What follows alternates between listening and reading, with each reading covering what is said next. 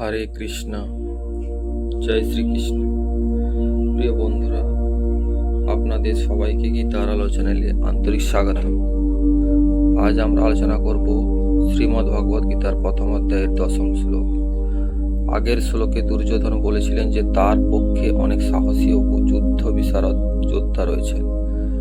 এবার তিনি নিজের সেনাবাহিনী ও পাণ্ডবদের সেনাবাহিনীর তুলনা করছেন।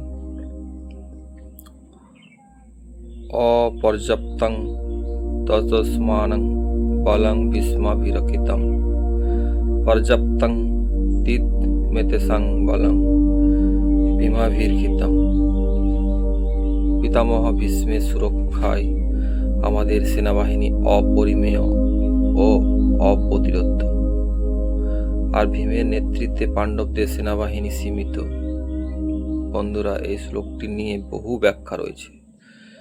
একটি প্রচলিত ব্যাখ্যা হলো, দুর্যোধন নিজের সৈন্যদের মনোবল বাড়ানোর জন্য বলছেন যে ভীষ্মের নেতৃত্বে তাদের সেনাবাহিনী অত্যন্ত শক্তিশালী। আবার অনেক আচার্য মনে করেন দুর্যোধনের মনে ভিতরে ভিতরে কিছুটা উদ্বেগও ছিল, তাই তিনি কথার মাধ্যমে নিজের সৈন্যদের সাহস যোগানোর চেষ্টা করছিলেন। এই শ্লোক আমাদের মনে করিয়ে দেয়, বাহ্যিক শক্তি যতই বড় হোক, আত্মবিশ্বাস এবং সঠিক নেতৃত্ব সমান গুরুত্বপূর্ণ। শুধু সংখ্যায় বড় হলে সফল হওয়া যায় না। সঠিক নেতৃত্ব, ঐক্য, ন্যায়ের পথ এবং দৃঢ় মনোবলই প্রকৃত শক্তি।